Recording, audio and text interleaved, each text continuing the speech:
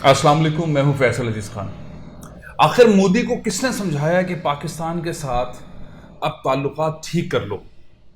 आखिर ऐसा क्या हुआ कि एक ऐसा वजीर आजम जो पाकिस्तान के खिलाफ सियासत करते हुए, पाकिस्तान पे इल्ज़ामात लगाते हुए, पाकिस्तान के खिलाफ साजिशें करते हुए, पाकिस्तान के खिलाफ पूरी प्लानिंग के साथ दहशतगर्दी के वाक़यात करते हुए, अपनी मीडिया को इस्तेमाल करते हुए, नए मीडिया हाउसेस को खड़ा करते हुए, पूरे हिंदुस्तान में एक नैरेटिव क्रिएट करते हुए, सिर्फ पाकिस्तान के खिलाफ पूरी कैंपेन चलाते हुए अपने आप को, अपनी गवर्नमेंट को, अपने सिस्टम को इंडिया के अंदर चला रहा था, वो अचानक से पाकिस्तान से बात करना चाह रहा है। पाकिस्तान के वज़ीर आज़म को ख़त, इंडिया के प्रेसिडेंट, पाकिस्तान के प्रेसिडेंट साहब को ख़त लिख रहे हैं। सॉफ्टनेस एक आई है, सारी दुनिया नोट कर रही है।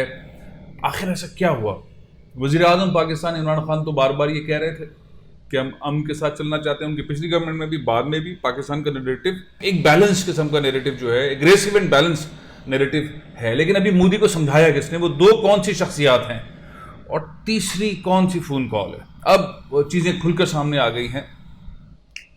आखिर इस खित्ते में अमन के लिए जो पाकिस्तान की कोशिशें हैं, पाकिस्तान ने किन ममालिक को कायल कर लिया है कि पाकिस्तान का स्टांस बिल्कुल ठीक डायरेक्शन में था और हिंदुस्तान पाकिस्तान के खिलाफ इंटरनेशनली 15-16 सालों से नैरेटिव बिल्डिंग कर रहा है, नेगेटिव नैरेटिव बिल्डिंग कर रहा है। और फिर उसके बाद इंटरनेशनल रिपोर्ट्स आना शुरू हुई, अक़वाम मुत्तहिदा की रिपोर्ट आई, यूए डिसइंफॉर्मेशन लैब की रिपोर्ट आई, एक्सपोज हो गए, सारी दुनिया एक्सपोज होती लगी। तो अब एक इंडियन मीडिया के अंदर जो हुआ, बड़े बड़े एंकर्स को पैसा दे के टीवी चैनल्स को चलाया जा रहा था, सारी चीज़ें जिसे कहते हैं पाकिस्तान ने कंक्लूड करके डॉक्यूमेंटेड प्रूफ्स के साथ कुछ ममालिक को जो दी थी, उन ममालिक ने पाकिस्तान के नुक्ता नज़र को उन सबूतों की रोशनी में माना, तस्लीम किया और उसके बाद फिर मोदी के ऊपर, मोदी एडमिनिस्ट्रेशन के ऊपर दबाव बढ़ाया।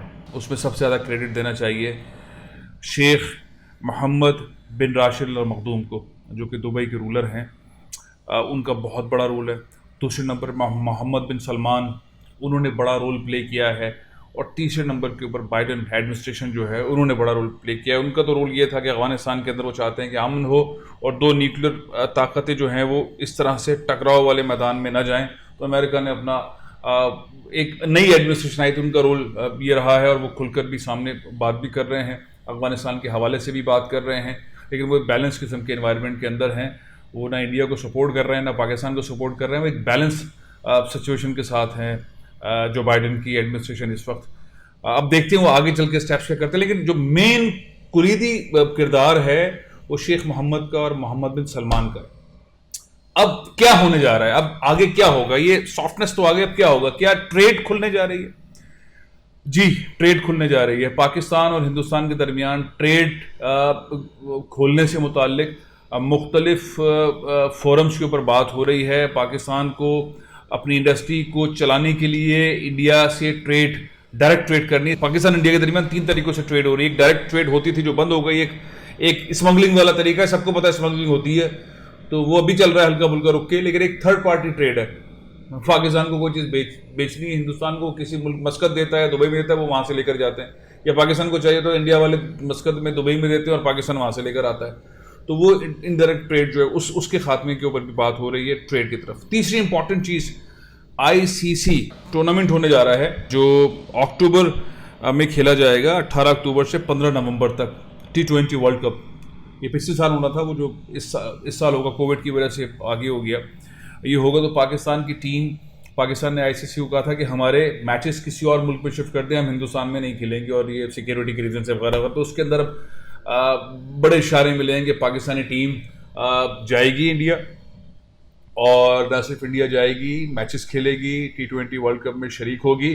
और इस चीज़ पर भी इशारे मिल रहे हैं और इसमें भी शेख मोहम्मद और उनकी जो टीम है वो काम कर रही है कि दोनों ममालिक के दरमियान जो सीरीज़ नहीं हो रही हैं, वनडेज नहीं हो रहे हैं, T20s नहीं हो रहे हैं, वो वर्ल्ड कप के या मैचेस ही खेलते हैं, आईसीसी के टूर्नामेंट खेलते हैं, बाकी आपस में मैचेस नहीं खेल रहे हैं।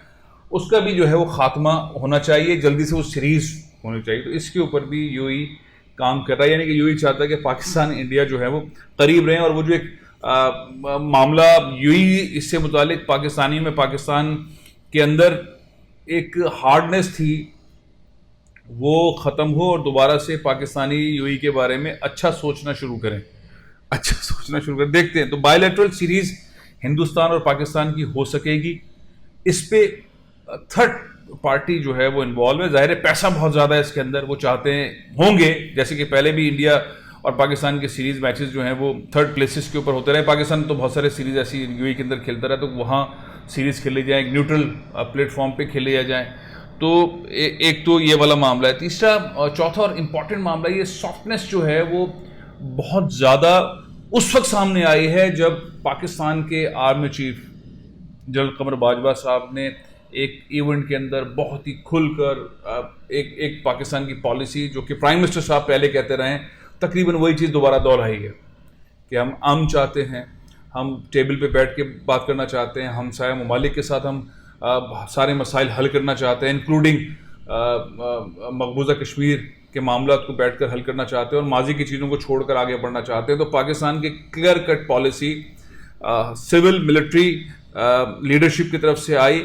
اس کے بعد یہ جو دو ممالک کے اہم ترین شخصیات ہیں, محمد بن سلمان اور شیخ محمد بن راشد ال مخدوم, انہوں نے بڑا رول پلے کیا ہے. اب پاکستان اور انڈیا کے درمیان کرکٹ اور پاکستان اور انڈیا کے درمیان ٹریڈ, اور جو ایک آرمی دونوں ملٹری کے درمیان جو ایک سخت رویہ تھا وہ ڈاؤن, اور مودی کا رویہ بالکل.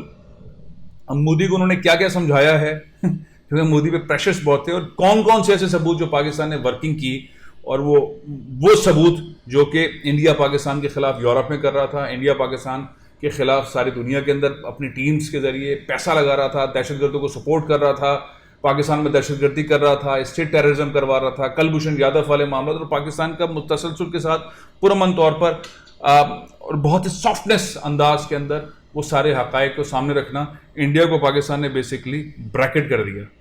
اور پھر ٹاپ لیڈرشپ جو ہے جن سے تھوڑی سی ناراضگی پاکستان کی چل رہی تھی, پاکستانیوں کی بھی چل رہی تھی, شیخ محمد سے بھی, یو ای کے رولرز سے بھی, نیان زید فیملی سے بھی, اور محمد بن سلمان سے بھی, وہ اس کے اندر جو ہے بڑا کلیدی قسم کا شفٹ آیا ہے, اور انہوں نے بڑا زبردست بریک تھرو کیا. اب دیکھتے ہیں کہ آنے والے وقت میں انڈیا اور کون کون سے اسٹیپس لیتا ہے, کیونکہ پاکستان کی سول اور ملٹری دونوں قیادتوں نے کھل کر پاکستان کا پوائنٹ آف ویو ساری دنیا کو بھی بتا دیا ہے, میڈیا پر بھی بتا دیا, اور پاکستان چاہتا ہے کہ ہندوستان کے ساتھ اچھے دوستانہ تعلقات, ہمسایہ دوستانہ تعلقات لے کے آگے بڑھیں.